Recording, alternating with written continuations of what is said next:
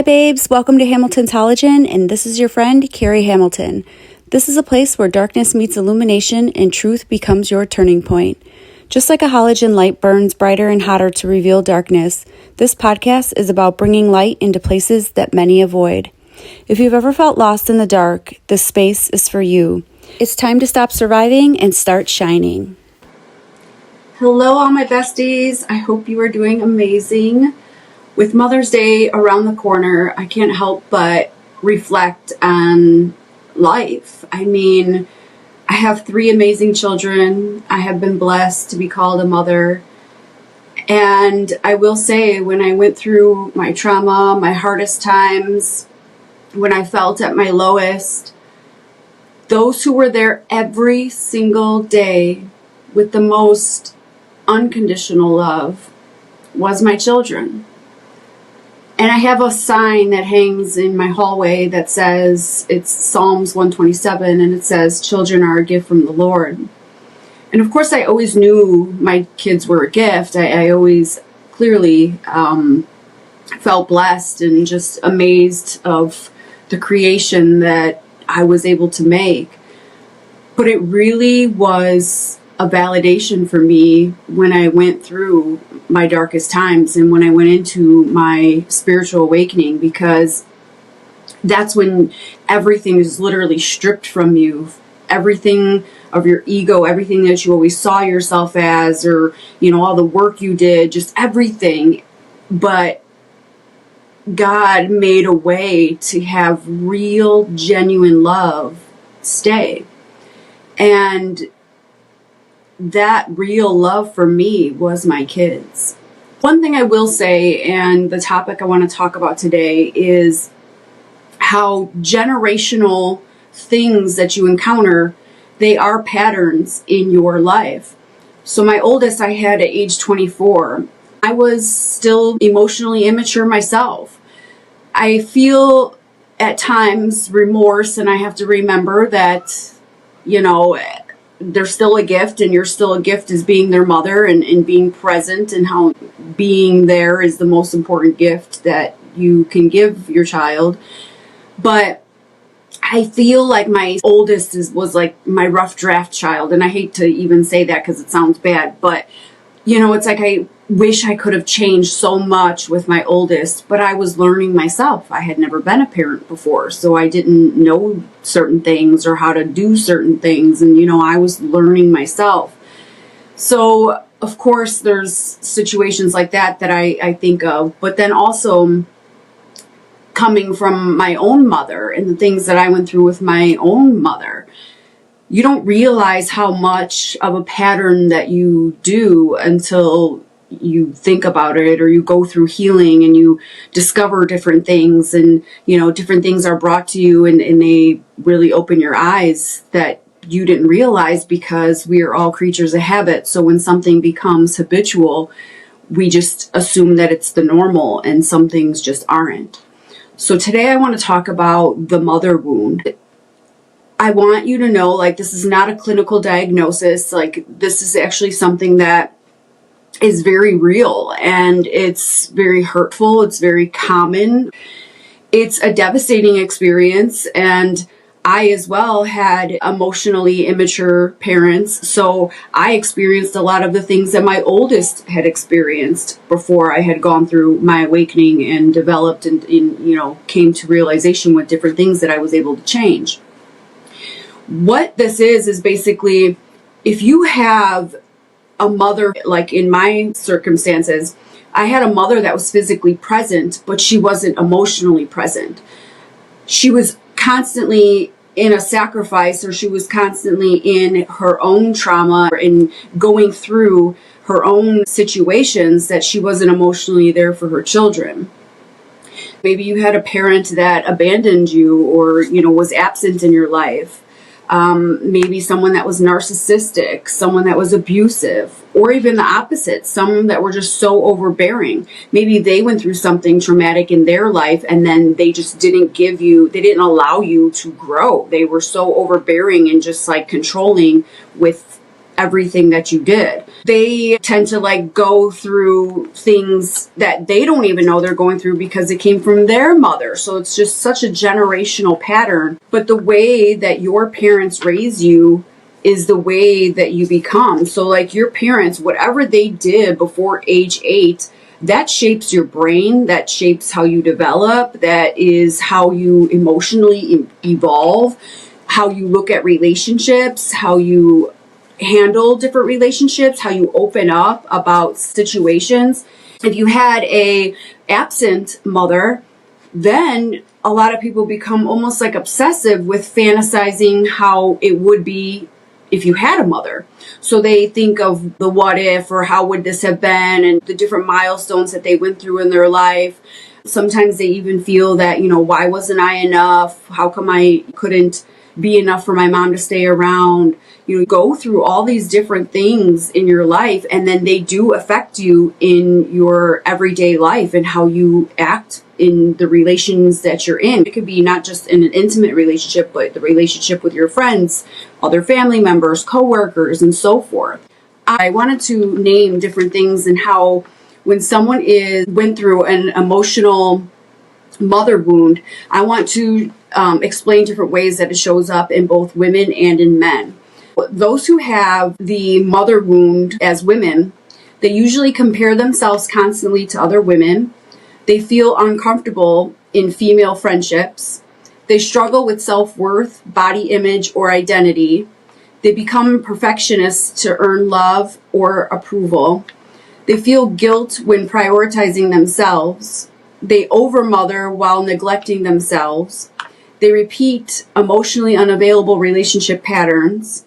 They fear becoming like their mother or unconsciously becoming similar.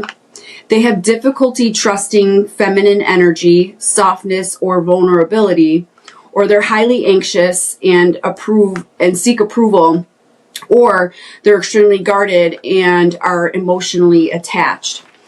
I personally, with my mother, she always spoke down on herself. She always said how she's fat or how she doesn't look right or how she's this, so she had like body dysmorphia, body image situations and so forth. And you guys, when you speak in front of your children truly are sponges, and what they see and how you act, especially with negativity, your children pick up on that. I grew older. I always had body dysmorphia issues. Like I always felt that even if someone gave me a compliment, I would look for some way or something that I could degrade myself with. Like they could say, wow, that's such a cute top. And I'd be like, well, my shoe has this hole in it. I would have to hear something negative to feel that it was okay to hear something positive. Looking at these, I struggled with self-worth, definitely felt guilty to prioritize myself over my kids. I always felt like I needed to make sure that they had something so that I could get something. I guess you could say I compared myself to other women. It says constantly to other women. I never really did that. I was a very outgoing child. I was a very open person. I've always been a very positive person. So I actually always would like boost women up. But I will say I constantly looked at other women like in what they had, and I always wanted something that they had. If I saw something cute, I was like, where'd you get that purse? Where'd you get that? And I felt like I always like had to have something they had, just because I saw how beautiful it was on them. So I didn't notice like something like that was like a habit of mine. Definitely highly anxious. I'm anxious all the time, even now. I don't want to say I'm an emotionally attached person.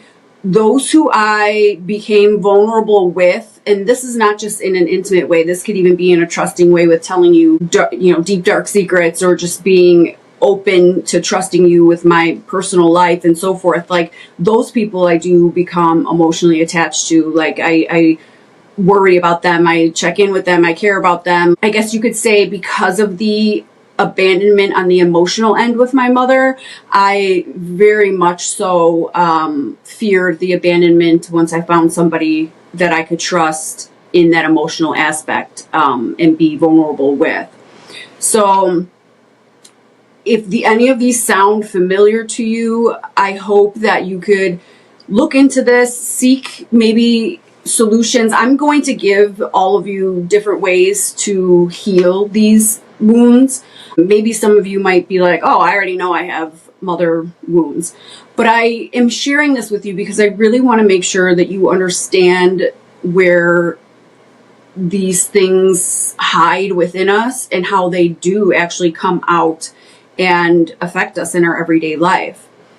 With men, let's go into the men's list. So with men that have mother wounds, men struggle emotionally but hide it behind anger, avoidance, humor, work, or addiction. They have difficulty expressing vulnerability. They seek constant validation from women. They fear intimacy or commitment. They become emotionally unavailable themselves. They feel responsible for saving others emotionally. They attract controlling or emotionally distant partners. They confuse love with caretaking, performance, or sacrifice. They have issues with trust, rejection, or abandonment. They swing between needing closeness and then pushing people away. They're avoidant detachment, which means like they have to always handle everything, and they have to do it alone. Or they have anxious attachment, which is like, please don't leave me, I need you. Like they feel like they can't function without someone. How this shows up in relationships with both men and women is either overreacting to perceived rejection, becoming triggered by criticism, emotionally shut down during conflict, needing assurance constantly, choosing emotionally unavailable partners, staying in toxic relationships for validation, feeling unsafe with healthy love because it feels unfamiliar, or trying to earn love instead of simply receiving it.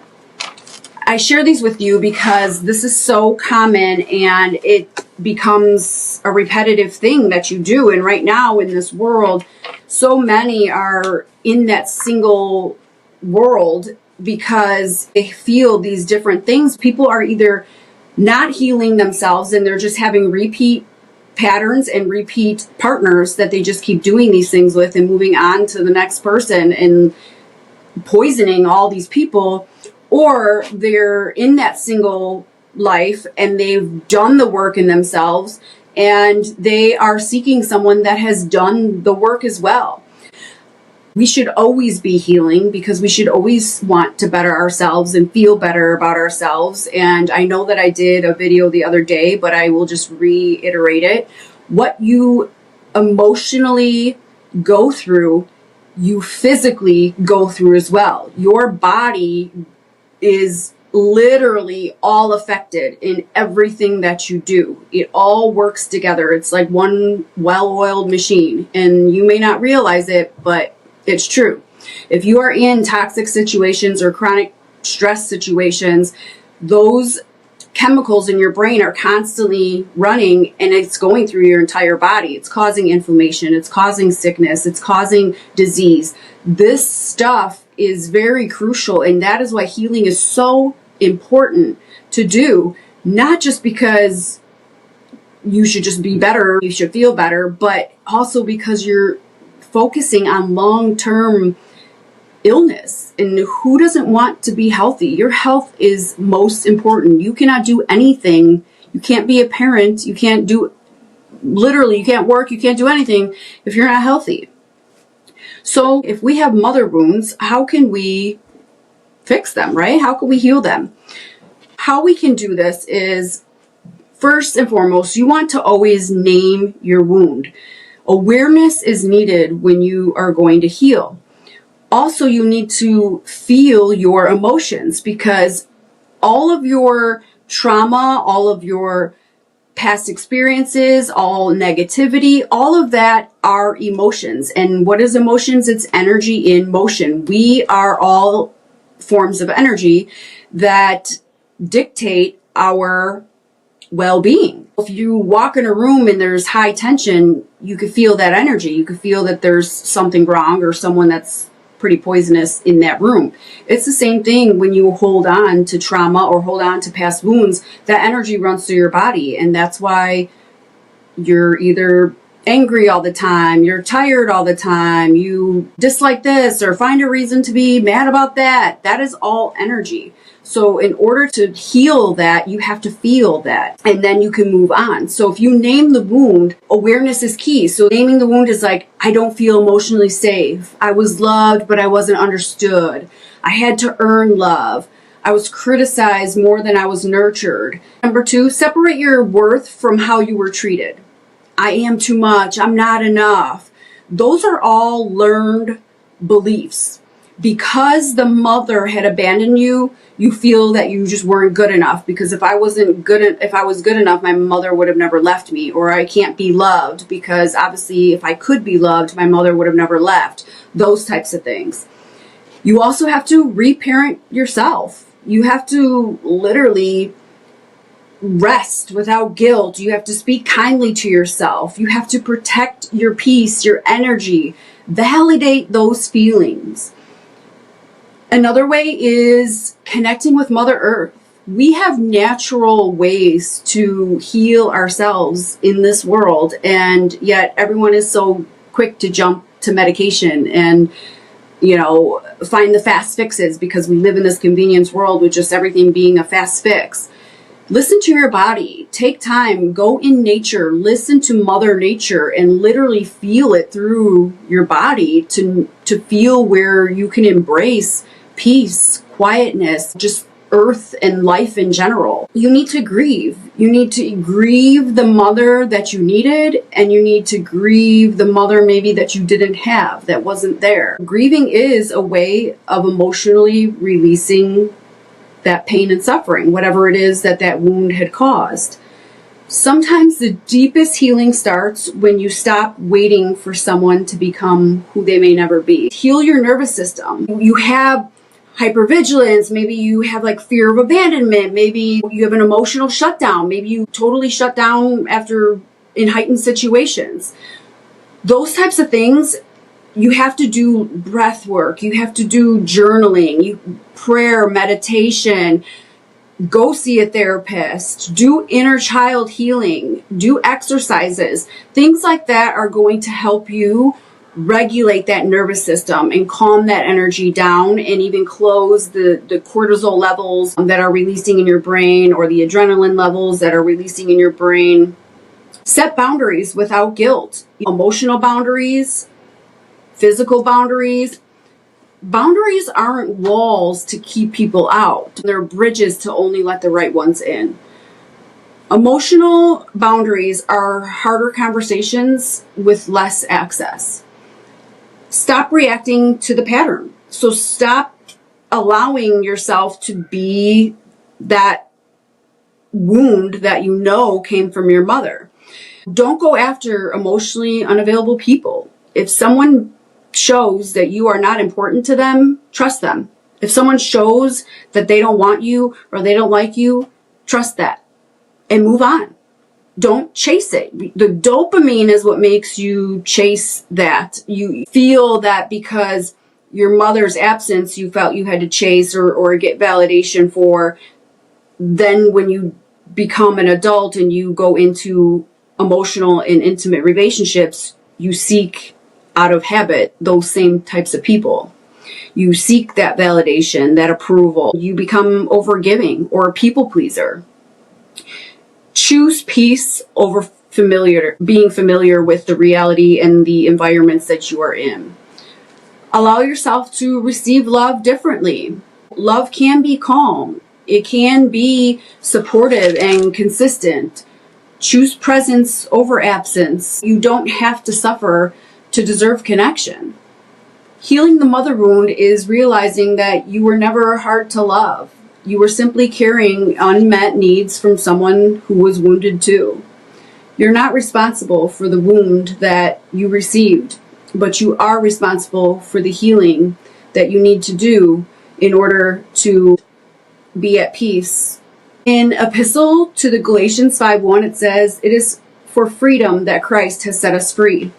So holding on to those mother wounds and repeating them and feeling that they affect you because you can't be loved or you're not worthy enough, or just in general repeating the same cycles, that isn't going to bring you peace. You have to set yourself free. And if there's something that is out there triggering you that people do, or relationships that you see that have a constant pattern, or ways that you keep getting hurt, love comes in peace. It comes in calmness. It comes in a feeling that you just feel at home. You feel a sense of peace and you just know that it's right. And those are the people, that's, some call it discernment.